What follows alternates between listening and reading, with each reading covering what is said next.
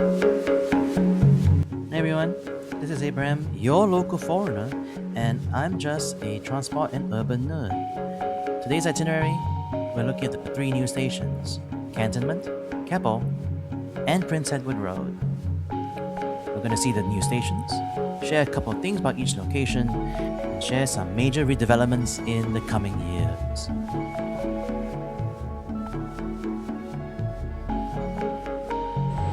To preface this video, I was at the preview day, but I didn't have enough time to film as much footage as I wanted for a video.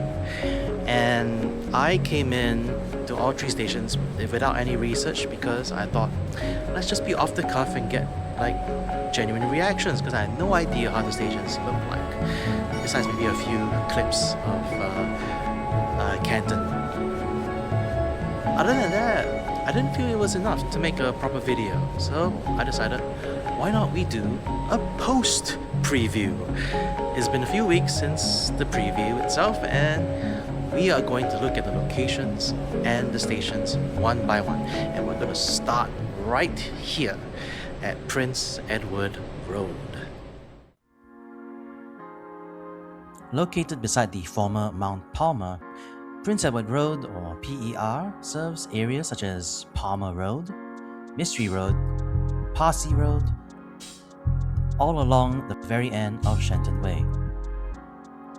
The titular road of the station is in fact a 5-minute walk away, just across the Monetary Authority of Singapore, or MES for short, and the Shenton Way bus terminal.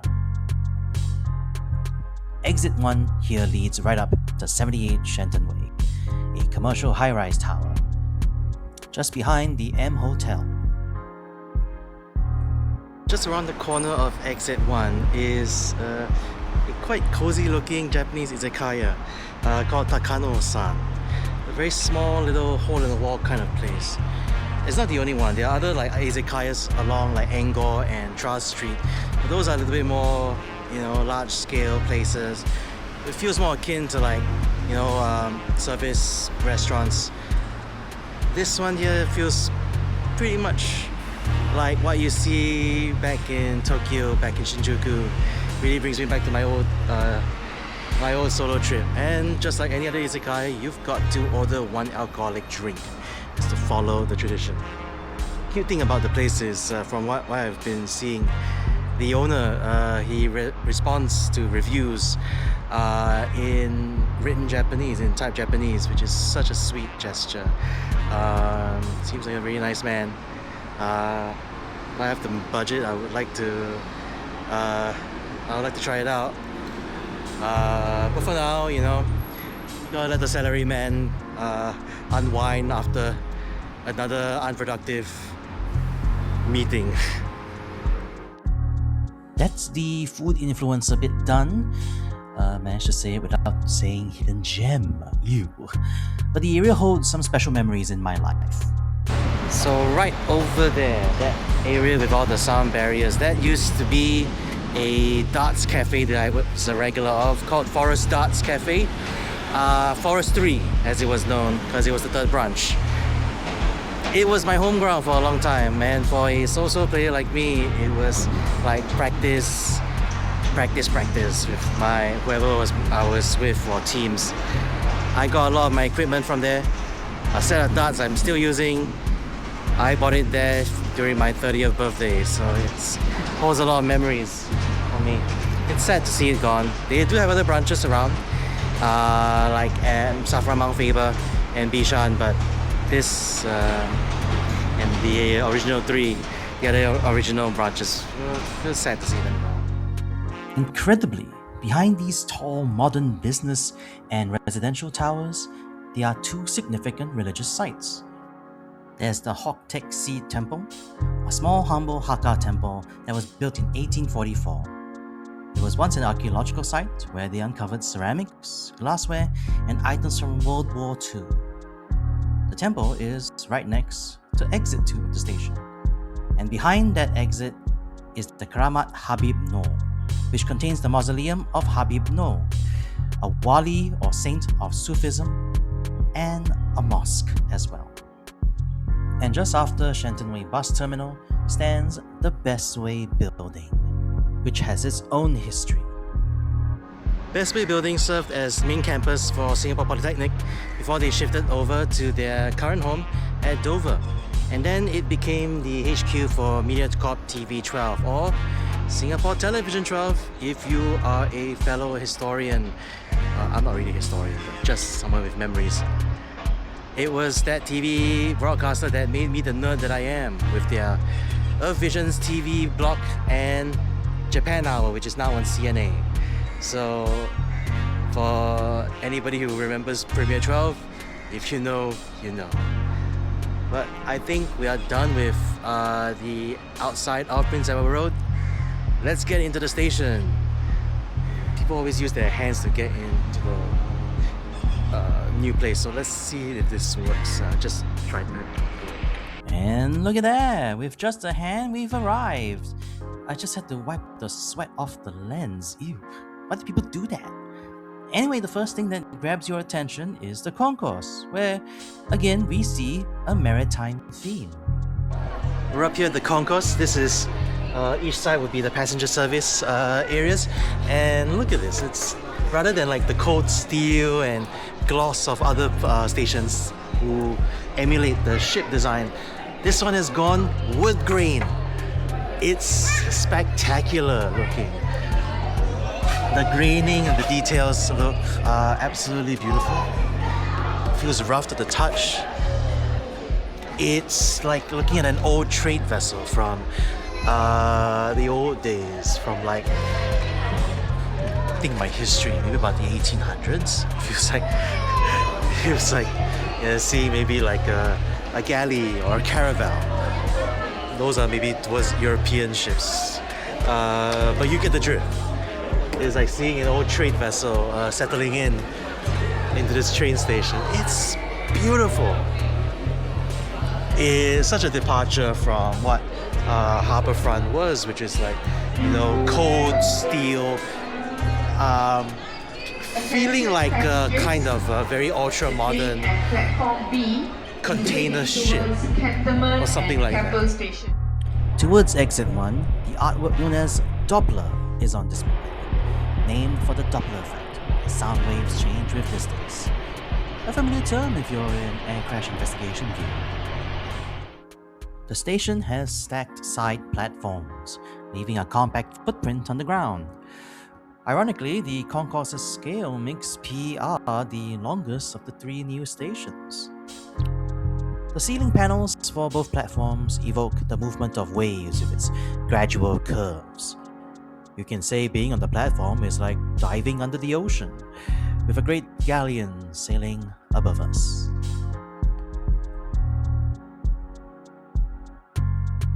There's been a lot of discourse about Prince Edward Road being a potential link-up to a future MRT line, a proposed line. In this case, the Seletar Tengah line. Now, I'm not going to comment too much about this because right now it's still a proposed plan and plans are subject to change. Who knows whether there'll be a connection here. Mainly the speculation is because of Prince Edward Road's design being a stacked island platform. Of course, there are no platform screen doors behind me at the moment for this side, so can't really comment on that. It's all speculation. But what isn't speculation is the beauty of the next station, and we're gonna head there now. We're going to Cantonment. Let's go.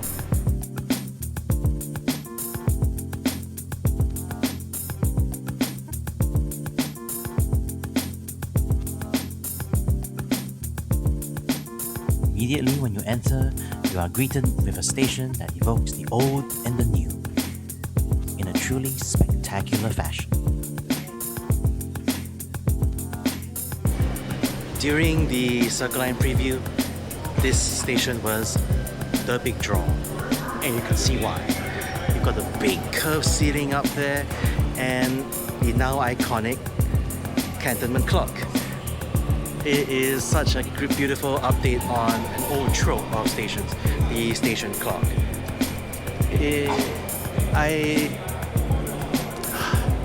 still awes me on weeks after first coming here. I had to look up old pictures of the railway station because I never got into or visited Tanjong Pagar railway station before it closed down. And seeing the old pictures, I could see the design cues all over it, from not just the ceiling but the stained glass displays up there. I initially thought they were digital until it was pointed out it's actually stained glass, real stained glass, which is such an incredible touch of detail that I deeply, deeply appreciate. I love that kind of craftsmanship. This is a marvel. This station is a marvel to take in, and a lot of people love it.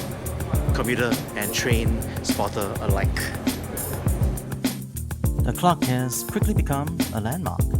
Its bright colors and ornate design is a great modern take on station clocks. I love the station codes of the Circle Line interchanges corresponding with the positions on the clock. It'll certainly become a meeting point for anyone making their way here. Commuters still stop mid-journey just to take pictures. It doesn't just stop at the platform. The concourse's green walls evoke the railway's rooftop, while the upper floor's walls contain sculptures by artist Han Sai-po called A Journey Between. And in the first, the station was the venue for LaSalle's fashion show for graduates in May of 2026, 2 months before the preview, a sort of MRT gala, if you will. The station has 4 exits. Exit 2 leads out to Spottiswoode Park Estate. Exit 3 takes us to the Cantonment and Everton estates, no relation to the football club. Exit 1 only has lifts and a spiral staircase. That'll bring us to the current location of the Singapore Art Museum. Once you see the stickers, you know you've arrived. Finally, Exit 4, and probably the most visited exit during the Circle Line preview, where we stand outside Tanjong Pagar railway station itself. Sadly, we can't enter the old train station yet. Restoration works are going to continue, and I believe it's only until 2028 when they'll be done. But it's still pretty amazing to see it up close. On the preview day, everybody was just getting around here. It's probably the most visited spot besides the platform itself. Everybody just looking around, seeing the old railways and the platforms. Some maybe saying that, maybe these platforms could have served the Circle Line instead, but we all know what kind of work they have to do in order to use these platforms for our modern trains. We might have to rip off all those rails inside. Those are not same gauge. Let's turn our attention to the Singapore Art Museum, or SAM as we like to call it. If it looks like a warehouse, well, because it once was a warehouse. Initially, the relocation to Tanjong Pagar District Park was meant to be temporary, and they'd move back to their long-time home of the former St. Joseph Institute at Bras Basah and Catholic High at Queen Street after the restoration and renovation works are complete. The return was slated for 2021, then to 2023 due to COVID, and then to 2026. When 2026 rolled around, they then changed their minds and decided to stay at Tanjong Pagar instead, leaving their former venues hidden behind hoardings since 2019. There are plans that the former venues may be home to a new design museum.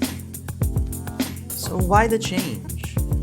The building was lauded for its high ceilings, open spaces, and grungy vibe by Chief Executive Eugene Tan. But opinions are split. Some applaud them for bravely moving out of their previous heritage lots after many years. Others aren't keen due to the museum's location and gallery separated by a confusing, disjointed layout. And the problems don't stop there. While Cantonment MRT has made it more convenient and, quells the complaints about being far-flung or ulu, as some would say, it's come at a pretty tumultuous time. tenancy is now in jeopardy due to one big greater plan. We'll get to that plan in a second once we get to our next station. I'd recommend the article by the Straits Times celebrating Sam's 30th anniversary. It details its trajectory and its trials ahead. This article was released this year in 2026. Now it's time to move on. We're going to talk about those big changes, and we're going to do it at Keppel. Let's go. I'm not going to leave without you.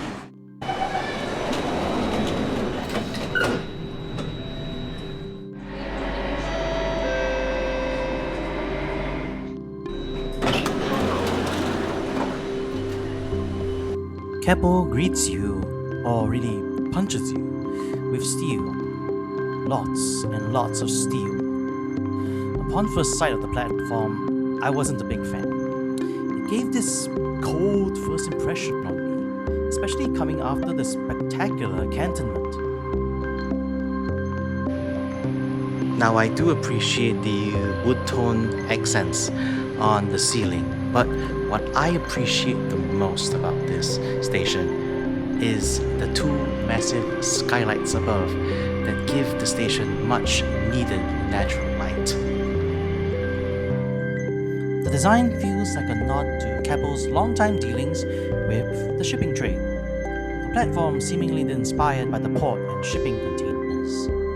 Where Prince Edward Road used wood accents for its ship, Keppel goes for stainless steel.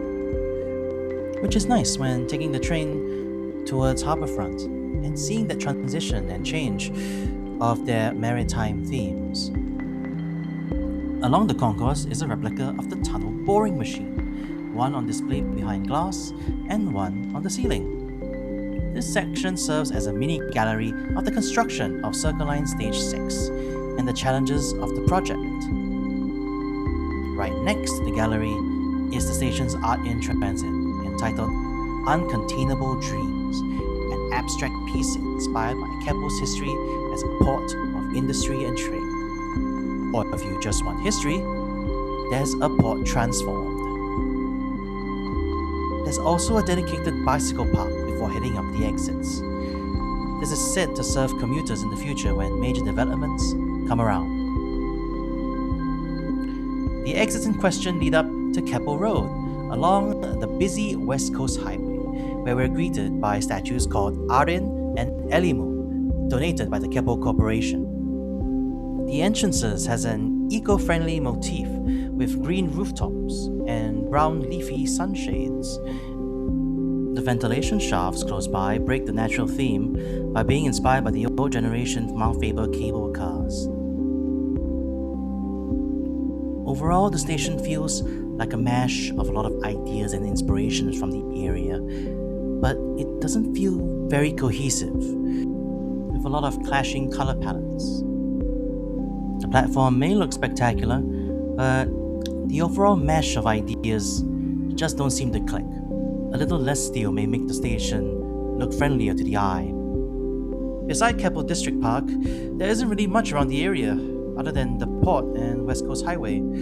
So where does this leave Keppel and its massive platform and location?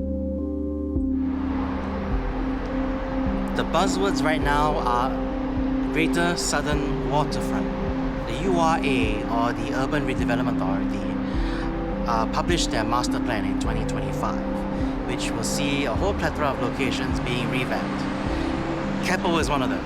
And what they want to do is to transform all this harbour infrastructure used for like container ships, cargo, along with the district park across the road from here, into high-end residential lots. And aside from that plan, Sentosa has its own master plan, a lot of master plans. Because across from the waterway is Pulau Brani, or Brani Island. They want to extend Sentosa into the island, and thus enabling new infrastructure, new amenities, new attractions, and a proposed people mover to replace the Sentosa Express. Thank you. So what does it all mean? Because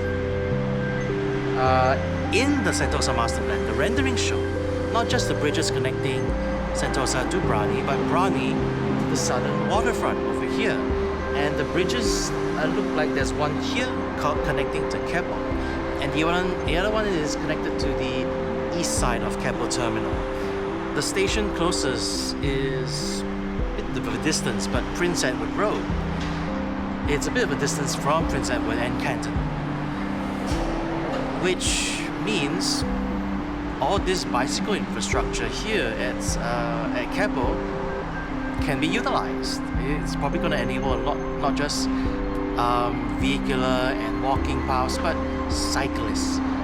A lot of cyclists from here to Brani and to Sentosa.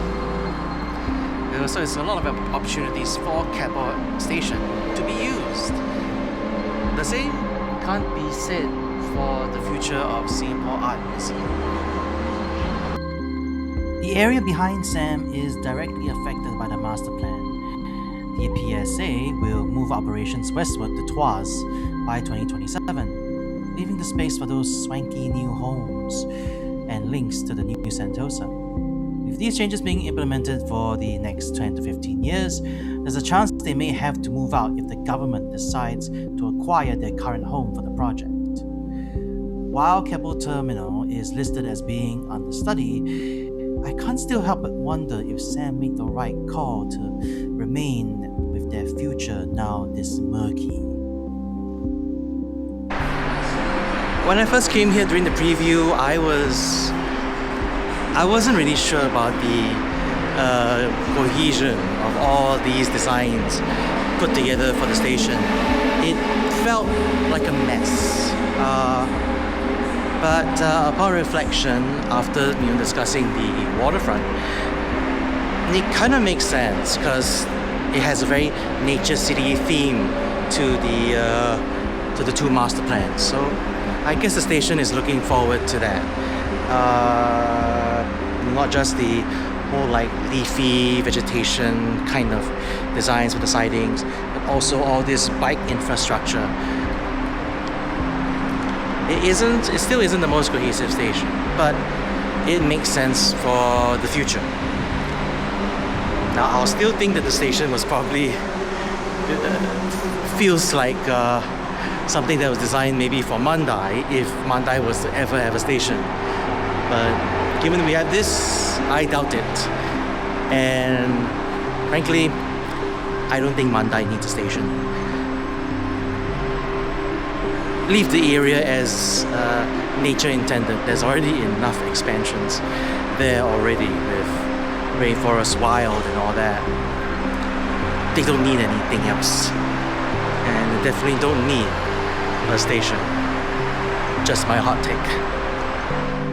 There's a lot to be excited for in terms of urbanization, but uncertainty and a little anxiety for some still hang in the air before the major projects begin. Only time will tell how these three stations and their surroundings will take shape once these major plans are set in stone. So there you go. It's taken us 15 years to get a complete circle with a strange little kink right at the end. And probably the most common question I got when I used to work at Sentosa is finally much easier. How they get from Harbourfront to Marina Bay Sands. I cannot tell you how much easier this is now to answer the question if I were to handle tourists again. But we've got to give credit where credit is due to the engineers, to the workers, the architects who made these three the most pivotal stations yet on our line possible. Even if my comments on Keppel aren't exactly glowing, it's still an engineering marvel on its own. And that is the end of today's little itinerary. So to you all who are watching, thank you so much. My first video at the time of recording, I just hit about 300 odd views, which is pretty cool. I shared to quite a few friends, but I didn't expect such a number. I thank you all for your feedback. I'm still trying to master editing. I'm using Canva, which is not the most ideal, but it does get the job done. So in that case, I just want to say thank you so much once again. And as a little reminder, There's history everywhere. Just look around.